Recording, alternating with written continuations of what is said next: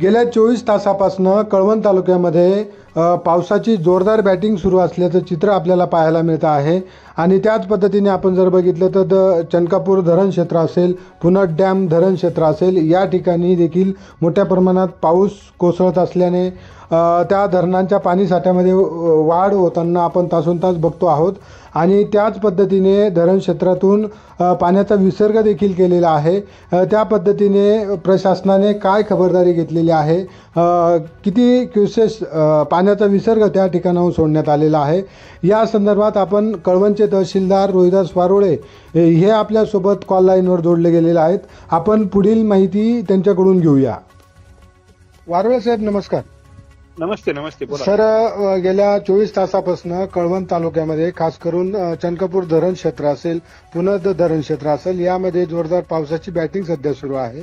त्या अनुषंगाने किती पाण्याचा विसर्ग प्रशासनामार्फत केला गेला आणि जे शेतकरी असतील, नागरिक असतील नदीकाठचे, त्यांना काय सतर्कता इशारा प्रशासनाकडून दिला गेला, काय सांगाल? कालपासून जो काय पाऊस सुरू आहे आणि त्यामध्ये रात्री वाढ झालेली आहे, त्या पावसाची वाढ झाल्यामुळे पुनद धरण आणि चनकापूर धरण आहे कळवण तालुक्यामध्ये, पुनद धरण आणि चनकापूर यांचा सकाळचा जो विसर्ग होता सकाळी 6 वाजेचा तो कमी प्रमाणात होता, 6,000 होता पुण्याचा आणि आपले चनकापूरचा आणि इकडचा पण कमी होता। परंतु एक आता दुपारच्या नंतर एक साधारण आता जस्ट 4च्या नंतर चनकापूरचा विसर्ग जो आहे तो 21,000 पर्यंत गेलेला आहे आणि पुनद धरणाचा पण विसर्ग जो आहे तो 13-14 हजाराच्या पुढे गेलेला आहे। तर या निमित्ताने मी नदीकाठचे जे काही आपले पाणी सोडलेलं आहे त्या सर्व गावातील ग्रामस्थांना जाहीर आवाहन करेल की आपण आपली सर्व जी काही आर्थिक मालमत्ता असेल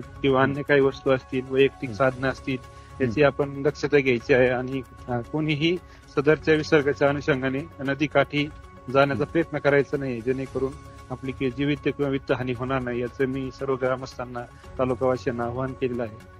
आणि सर्वांनी सक्रिय राहण्याच्या बाबत तसे वारंवार सर्व जे काही माध्यम आहेत, व्हॉट्सअप माध्यम, सर्व ग्रुपवर तसे मेसेज वेळोवेळी अलर्ट करतो आहोत आम्ही प्रशासन।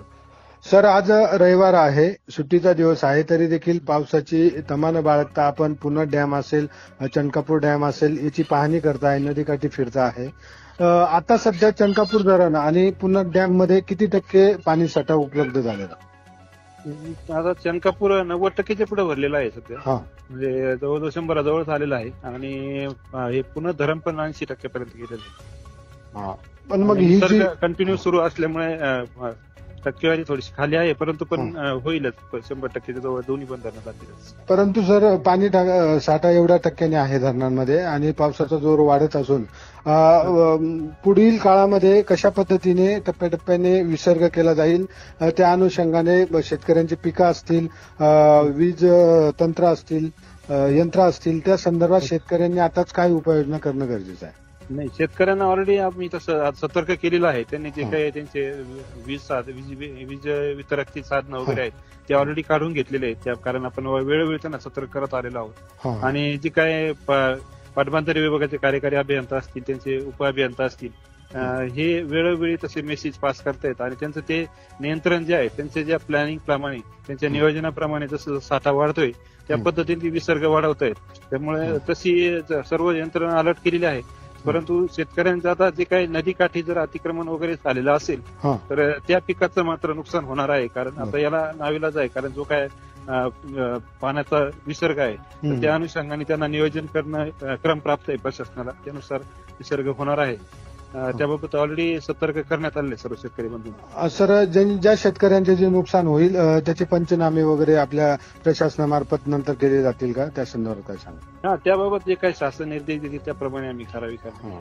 सर, एक महत्वाचा मुद्दा, जे चनकापूर डॅम आहे तिथून कनाशीला जो मार्ग जातो त्या पुलावरून नियमित पाणी वाहत असतं, अशा ठिकाणी धोकेदायक इशारा प्रशासनामार्फत काही लावण्यात आलेला आहे का? नागरिकांना काही सतर्क? रस्ता ऑलरेडी बंद केलेला आहे, तो रस्ता बंदच केलेला आहे आता, म्हणजे तो मार्ग पूर्णपणे बंद? हो, बंद केलेला आहे तो रस्ता। ठीक आहे सर, धन्यवाद महाराष्ट्र क्रांती न्यूजला माहिती दिल्याबद्दल। अशाच नवनवीन बातम्या पाहण्यासाठी आमच्या महाराष्ट्र क्रांती न्यूज या YouTube चॅनलला लाईक करा, सबस्क्राईब करा आणि बेल आयकॉनला प्रेस करा।